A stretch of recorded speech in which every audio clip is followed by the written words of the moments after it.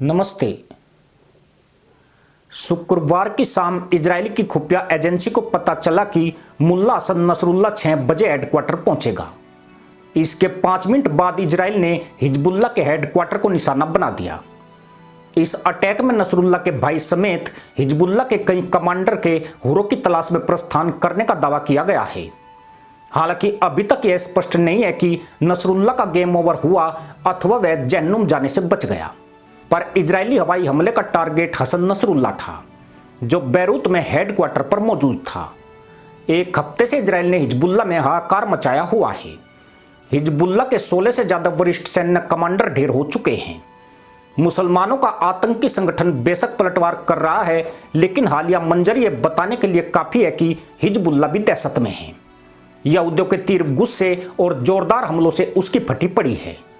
Israel के action से Hezbollah कितना खौफजदा है, इसका अंदाजा इसी से लग जाता है कि वह अपने लीडर हसन नसरुल्लाह को रिलोकेट करने पर विचार कर रहा है।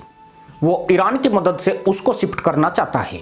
कहा जा रहा है कि नसरुल्लाह को तुर्की या किसी अन्य मिडिल ईस्ट कंट्री में भेज सकता है। साफ शब्दों में बोले तो इसे ही मैदान में झाड़कर पल्ला तैमन चढ़ाकर भाग गया मुल्ला कहते हैं। ये वही नसरुल्लाह है जिसने इजराइल को डराने के लिए हर मुल्लाई पैंतरा चला था और धूर्त मुल्ला पॉलिसी से ऐसा बवंडर रचा मानो वह जंग में उतर गए तो दुनिया में भूचाल आ जाएगा। लेकिन अब नसरुल्लाह को अपनी ही जान बचाने के लाले पड़े हैं। यह मुसलमान आतंकी भी भाग अब्दुल्ला भाग की मैराथन का हिस्सा बन गया है। इजराइल के हमलों में अब तक 720 मुसलमान आतंकी और जिहादी हुरों की खोज में जा चुके हैं, जबकि 2500 से अधिक घायल पड़े हैं। इसकी तुलना में हिजबुल्ला इसके 5% इजरायलियों को शहीद नहीं कर सका। इससे जाहिर होता है कि गाजा के बाद हिजबुल्ला के जाइलों की कितनी बुरी तरह तोड़ाई हो रही है। शुक्रवार को हुए इजरायली हमले में हिजबुल्ला का मुख्यालय ध्वस्त हो चुका है। इस भीषण अटैक में 6 इमारतें पूरी तरह जमींदोज हो गई, जिसमें सैकड़ों के उर्मिलन पर जाने की संभावना है। हिजबुल्ला पर हमले के बाद ईरान के सर्वोच्च नेता मुल्ला अयातुल्ला अली खामनेई ने शुक्रवार रात को अपने घर पर एक आपातकालीन बैठक बुलाई। माना जा रहा है कि अयातुल्ला आज फिर से इजराइल को तबाह करने की मुल्लाई कसम खा सकते हैं। यूं भी हमास, हिजबुल्ला और ईरान अब तक कितनी कसमें खा चुके हैं कि इनकी कसम भी इनके पिछवाड़े उठाने झुकाने की तरह रस्म बन गई है। इजराइल तो छोड़िए, खुद दुनिया भी इनकी इस फंटरबाजी को सीरियस नहीं ले रही है। इजराइल इनकी जब भी कुटाई करता है यह बड़ी बड़ी कसमें खाते हैं, पर इन बकलोलों से आज तक इजराइल का बाल भी बाका नहीं हुआ। उल्टे रोज इजराइल इनकी तशरीफ पर तशरीफ तोड़े जा रहा है। मुल्लाई कस्मों के बीच इजराइल और हिजबुल्ला की लड़ाई अब भीषण होती जा रही है। इसकी कीमत लेबनान के वे जिहादी भी चुका रहे हैं, जो आतंकवादियों के हाथ और माथा चूमने के लिए जाने जाते हैं। अब तक 40,000 से अधिक लेबनानी देश छोड़कर भाग गए हैं।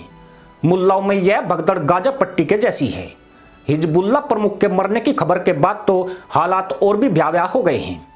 अब आतंकियों की लुगाइयां भी बुरके समेट कर भाग रही है। पर लगता यूं है कि लेबनान में कोई भी सुरक्षित नहीं है। इजरायली आर्मी जिहादियों को चुन चुनकर ठिकाने लगा रही है। लेबनान सीरिया के मसना क्रॉसिंग पर भी बमबारी हुई है, जहां पर हजारों की संख्या में शरणार्थी पलायन करके आए हैं। मजे की बात यह है कि हिजबुल्ला के हेडक्वार्टर में कोई भी जिंदा नहीं बचा है। जो भी अंदर था सभी जाइल मारे गए हैं। इसी हमले में हिजबुल्ला चीफ नसरुल्लाह, उसकी बेटी और भाई हासिम के मारे जाने का अंदेशा है। हासिम हिजब कार्यकारी परिषद का प्रमुख था। पिछले 100 घंटे से लेबनान का दहन चल रहा है। हर बीतते दिन के साथ मुसलमानों के आतंकवादी समूह हिजबुल्ला का अंत नजदीक होने की ओर है। ऐसा इसलिए कि इजराइल ने ऑलराउंड अटैक शुरू कर दिया है। पिन पॉइंट अटैक के जरिए हिजबुल्ला की पूरी लीडरशिप को खत्म किया जा रहा है। पर नसरुल्लाह के मरने के बाद भी यह असुर संहार मिशन खत्म नहीं होगा, क्योंकि इजराइल ने अपने पड़ोस में एक एक दुश्मन को ठोंकने का संकल्प लिया है। जब तक एक भी जिहादी बचेगा, इजराइल ऐसे ही प्रहार करेगा। 7 अक्टूबर को हमास ने इजराइल पर हमला करके कितनी भयानक गलती की थी, उसका अंजाम आज तमाम मुस्लिम देश देख रहे हैं। शायद यह अलग इतिहास बनेगा कि अपने 1200 लोगों की हत्या का बदला लेने के लिए इजराइल ने कैसे लाखों जाइलों को मौत की नींद सुला दिया, कैसे लाखों मुसलमानों को भिखारी और बेघर बनने को मजबूर कर दिया, और कैसे लाखों लोगों के पिछवाड़े घायल करके उन्हें लंगड़ा लूला बना दिया।